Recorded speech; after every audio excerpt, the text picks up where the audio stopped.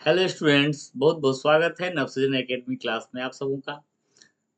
आज की क्लास में हम लोग रैखिक समीकरण युग्म को हल करने की बीजगणितीय विधि जो पढ़ रहे थे, इसमें पहला वीडियो ऑलरेडी हमने अपलोड कर रखा है। उसके अंतर्गत हम लोग प्रतिस्थापन विधि और तुलनात्मक विधि का अध्ययन कर चुके हैं। आज के दिन हम लोग दो चर वाले रैखिक समीकरण को लुप्तीकरण विधि के द्वारा कैसे हल करते हैं, यही हम लोग सीखेंगे।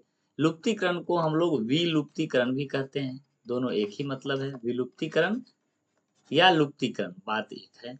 और इसको अंग्रेजी में हम लोग इंग्लिश में बोलते हैं elimination method. Elimination, eliminate, eliminate एक इंग्लिश वर्ड है जिसका मतलब होता है विलुप्त करना। तो इसी से ये बना है एलिमिनेशन, मतलब विलुप्तीकरण।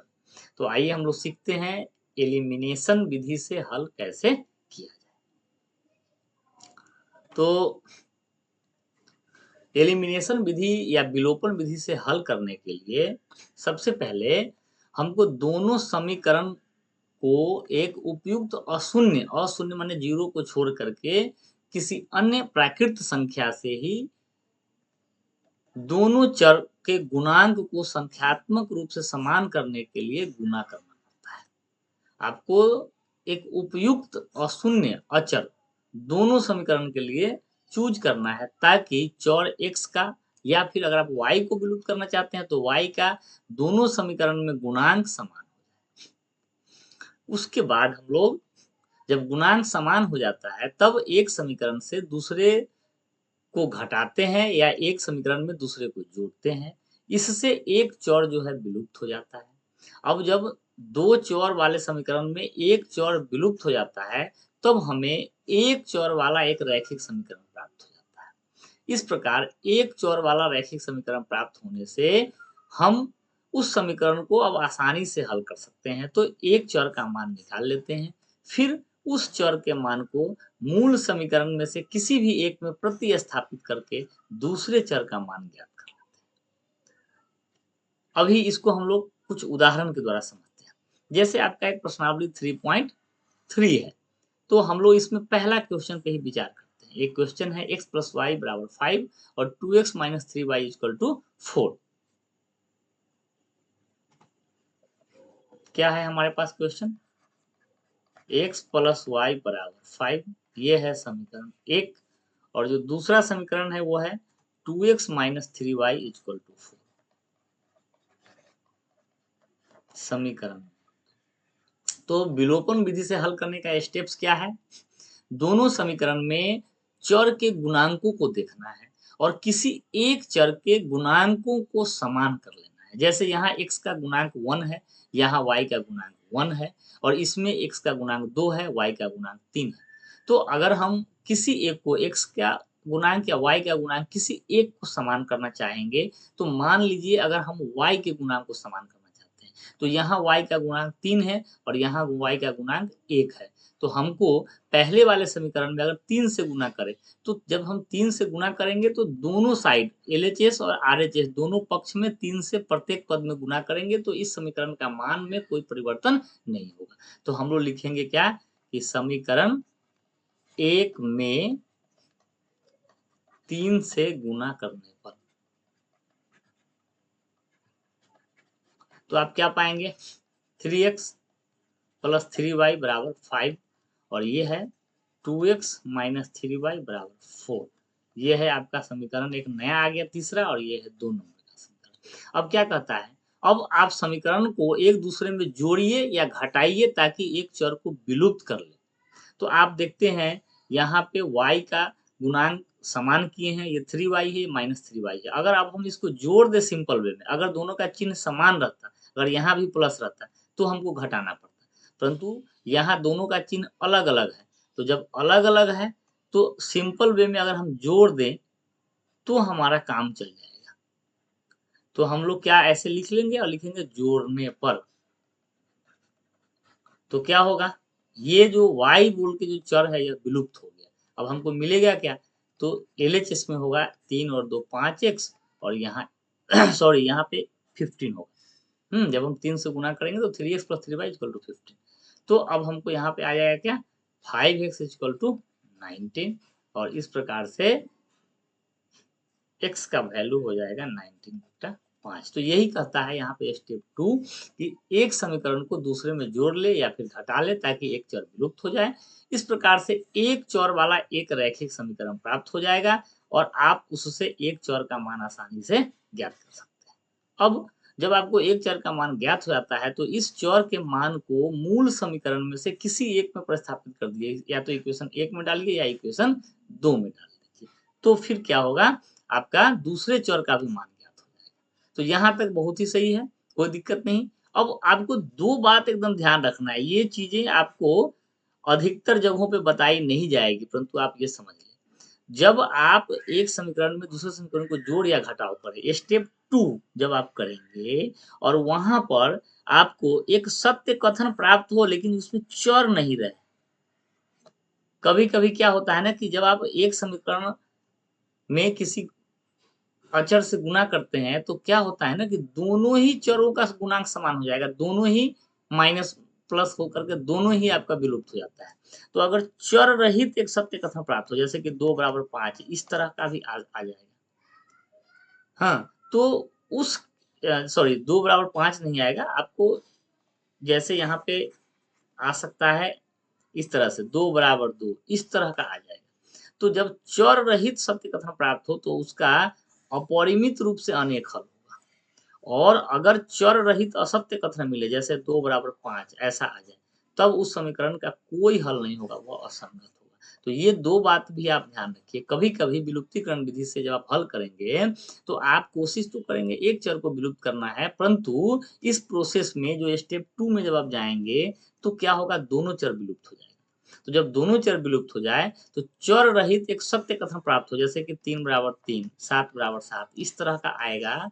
तो उसका लिखेंगे क्या, आगे नहीं सॉल्व करके लिखेंगे कि इस समीकरण के अपरिमित रूप से अनेक हल होंगे। और कहीं कहीं पे चर रहित असत्य कथन मिलेगा जैसे 2 = 5, तो हम लोगों को आगे नहीं बढ़ना है, सिंपल लिखना है कि इस युग्म का कोई हल नहीं है, यह असंगत है। तो अब हम लोग प्रश्नावली 3.3 के कुछ क्वेश्चंस को हम लोग देखते हैं, इसको हल करने के बारे में सोचते हैं। तो आइए, पहला क्वेश्चन को तो मैं पूरा नहीं बनाया, बट इसका लगभग लगभग जो है 75% हल कर ही दिया था, ये आसान भी था। हम ऐसा करते हैं, ये 4 नंबर का जो क्वेश्चन है ना, इसको हम हल कर देते हैं ताकि आप लोग और अच्छे ढंग से समझ पाए और बाकी क्वेश्चन आप खुद से बनाए। तो हमारा दिया हुआ क्वेश्चन क्या है, x/2 प्लस 2/3 बराबर -1, इसको समीकरण 1 मान लीजिए। और दूसरा समीकरण है x माइनस y/3 बराबर 3, ये है हमारा समीकरण 2। अब यहाँ पे आप इसको दो तरह से हल कर सकते हैं।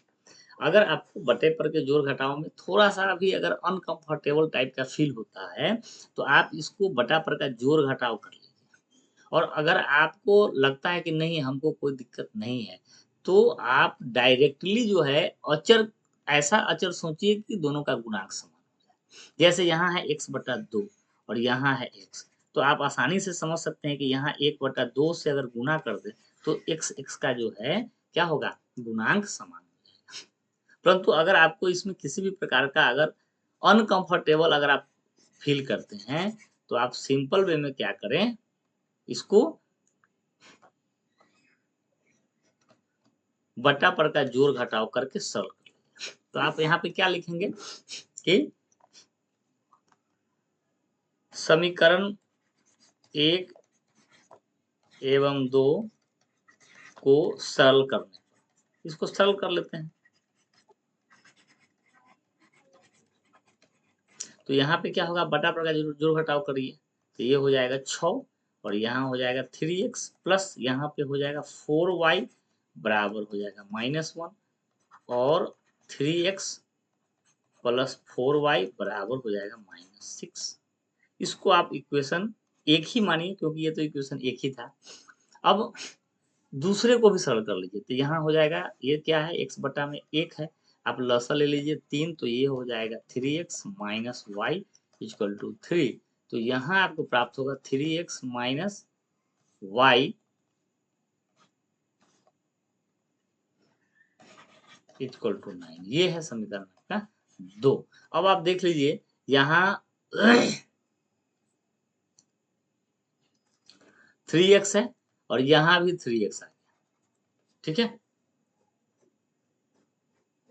तो कहने का मतलब ये है कि हमारे दोनों ही समीकरण में x का गुणांक समान है, तो हमको और अब गुणा करने की जरूरत नहीं है किसी अशून्य अचर से। हम डायरेक्टली क्या करते हैं, अब इसको जोड़ने या घटाने के बारे में सोचते हैं, है ना। सुविधा के लिए आप ऊपर नीचे करके ही इसको लिख लीजिए।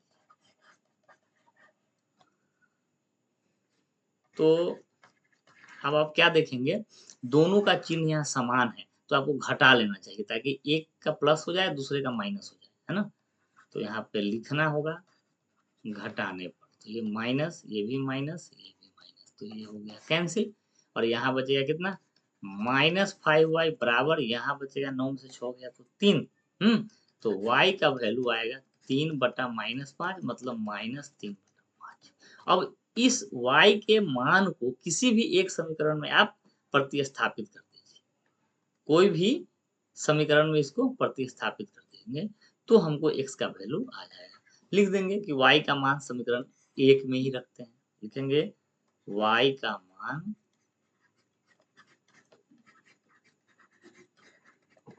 एक में रखने पर, तो क्या मिलेगा, 3x जोड़ 4 गुने -3/5 बराबर 6। तो 3x लिखेंगे और 3x बराबर क्या हो जाएगा, तो 6 और यहाँ हो जाएगा +12/5। और अब आप इसको बटा पर जोड़ घटा कर दीजिएगा तो x बराबर आएगा 12 6 18/5, और ये 3 चला आएगा नीचे में, तो 3 छक्के 18, तो x का वैल्यू आएगा 6/5। तो आप इस प्रकार से x का और y का वैल्यू लिखेंगे। फिर यहाँ पे क्या लिखेंगे, अतः इस समीकरण का हल है x बराबर 6/5 और y बराबर -3/5। इस तरह से आपको विलोपन विधि से क्वेश्चन को बनाना है। तो मैं आशा करता हूँ कि आप विलोपन विधि को अच्छे ढंग से समझ पाए होंगे। इस चैनल को आप अगर थोड़ा भी अपने लिए लाभदायक या यूजफुल समझ रहे हैं तो इस चैनल को आप निश्चित रूप से लाइक करें, सब्सक्राइब करें और शेयर भी करें अपने दोस्तों के साथ, ताकि हमारा मनोबल बढ़ता रहे। हम आपके लिए रोज ही इस तरह से लाते रहें वीडियोस और आपको पढ़ाते रहें। तो चलिए बहुत बहुत धन्यवाद, हम अगले वीडियो में पुनः मिलते हैं।